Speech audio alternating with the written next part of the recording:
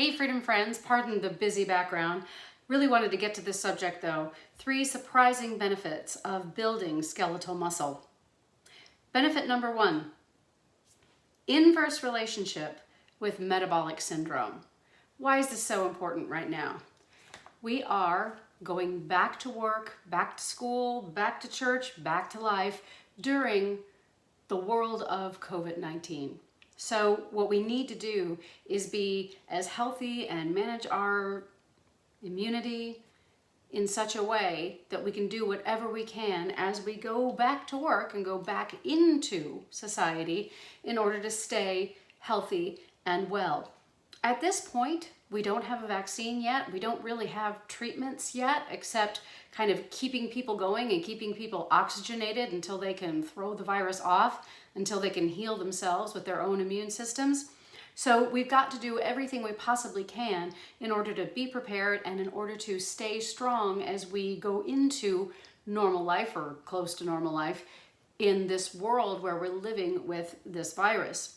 We are also living with other metabolic issues, other health issues that actually take more of us out each year so far than even the COVID-19 virus. And those are cardiovascular disease, cancer, accidents, depression takes people out. There are a number of ways that we can get sick, become debilitated, or even, God forbid, that we can die. So we want to do whatever we can to prevent that.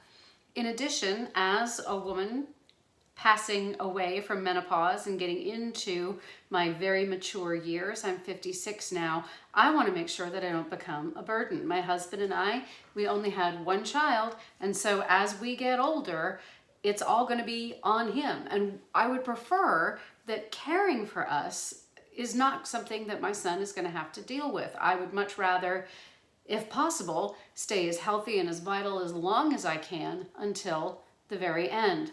My grandmother, my Nana Ruth, she lived to 96 and she lived independently until really just a few weeks before her death. And that's what I would like for myself, because like everybody else, who wants to be a burden? So let's get back to those 3 things, these surprising benefits of building skeletal muscle. Because the great thing about skeletal muscle is we have a very specific way to build it. You simply do resistance training and you use progression. In other words, you start lifting a particular weight or doing a particular exercise and you use more weight or you do more reps and you get stronger and stronger and stronger, and that way you build skeletal muscle.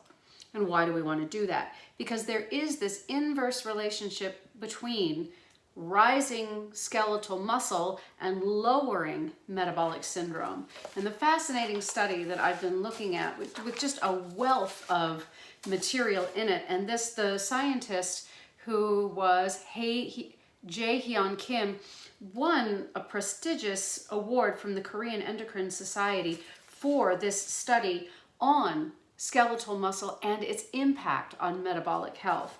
So number 1 is that maintaining skeletal muscle prevents metabolic syndrome, and he even takes it farther in that he goes right out and says that the study shows that loss of muscle, sarcopenia, is actually one of the causes of metabolic syndrome, and then also cardiometabolic health negative outcomes.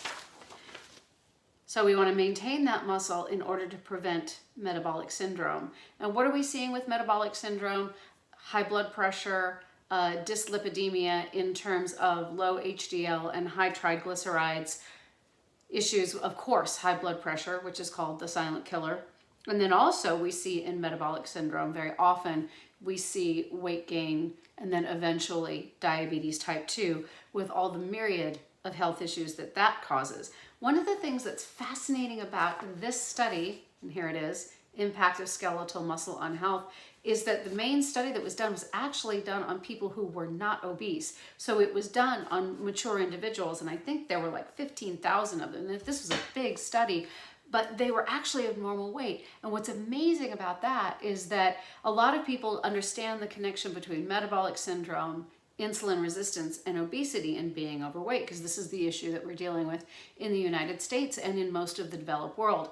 But this study is coming from Korea, where people aren't as overweight or obese as Americans are. And still, even here, even when weight is more normal, we're still seeing these issues with loss of skeletal muscle leading to these metabolic issues. So number one, metabolic syndrome. But number two, and this was really surprising to me, the connection between muscle and non-alcoholic fatty liver disease. Oh my goodness. So some people mostly understood about fatty liver disease coming from alcoholism, but what we're seeing that's becoming very prevalent in people who are not alcoholics today is non-alcoholic fatty liver disease, which leads to, pardon the redundance, liver disease, but it also can lead to liver cancer. But the really surprising reality is the issue with liver disease is that it also leads to cardiometabolic diseases. Now, why would that be? Because the liver is so important in metabolism and in the health of the entire body. So the concern isn't just liver cancer, the concern is overall metabolic disease when the liver is compromised. So we also build that muscle, prevent non-alcoholic fatty liver disease. But the one that really surprised me is that loss of muscle actually affects glucose metabolism. And what I didn't realize, and I knew for years and years that building muscle was good for maintaining good blood sugar, but what I didn't realize is that GLUT4 and that the insulin reaction that happens that lowers that blood glucose happens in skeletal muscle. So that's really amazing to me. So I would like to read the paragraph to you that covers this connection between skeletal muscle and glucose and insulin. Here it is. Insulin resistance, mechanisms related to sarcopenia, which is loss of muscle, and metabolic disease. Skeletal muscle is the major organ in which insulin-mediated glucose uptake by glucose transporter 4, GLUT4, takes place. A previous report showed that muscle-specific knockout of GLUT4, so if you get rid of the GLUT4, resulted in severe insulin resistance and impaired glucose tolerance. Insulin resistance resulting from loss of skeletal muscle mass increases lipolysis. And what is lipolysis? That is fat creation. Lipolysis is the method by which fat is created and is stored in the body. So it increases lipolysis and the consequent release of free fatty acids from adipose tissue, which leads to inhibition of the growth hormone insulin growth factor 1 axis and reduced muscle regeneration. Insulin resistance leads to promotion of gluconeogenesis, upregulation of sterol regulatory element binding protein, inhibition of beta oxidation, increased free fatty acid delivery, altered triglyceride transport, which causes triglycerides to accumulate in skeletal muscle and the liver. Oh my goodness. So there's this cascade that as you lose muscle, you lose the ability to metabolize glucose. And then you get this cascade of issues which often look like aging and look like the diseases of aging, which are actually diseases of muscle loss. So there you have them. And I mean, when I made the plan to create this video, this live video about 3 surprising benefits of skeletal muscle, I thought it was going to be about, looking young and keeping tight skin and keeping your waist small, which is true. Keeping your muscle is actually related to keeping a smaller waist. I mean, and that's one of the things that so often women will talk about not wanting to bulk up. When you lift and when you lift properly, you're literally going to get smaller. You're going to shrink. So proper lifting done with proper technique changes the metabolism. It can change your metabolism in such a way that it literally is going to make you smaller in all the right places and make you rounder in some of the right places, which could be the glutes and the shoulders and the places that you want to keep. You want to keep round and keep developed. I mean, it's a win-win-win. So it fills out the body and the muscle where you want it filled out. It leans out the body in the areas where you want it lean, and it transforms the metabolism So it doesn't just help you manage glucose and manage the energy that you're taking in. It completely keeps you healthy. So it's as if, my dear friends, it's as if we took health and we turned it upside down. Back in 1969, when the book Aerobics came out, we were told it's time to get out there and do steady state cardiovascular exercise. Don't bother with the weight room, don't bother with the gym. But the problem is that what gets measured gets managed. And when you're out and you're doing a 60-minute aerobic routine, you can measure that. You say, well, I spent 60 minutes on the treadmill and I burned 250 calories and I'm a healthier person now. But what we didn't realize, because it takes more sophisticated measurement, is the time that we spent on the treadmill made us sacrifice the time we were spending in the gym getting stronger. And that made us sacrifice the lean muscle tissue, which isn't just metabolically active, it does all these different things besides burn calories. And so what I'd like to leave you with in this video today is this concept that back sometime around 1970, as we started to change our diets and we started to gain weight, we started to worry about, well, we need to find a way to burn calories.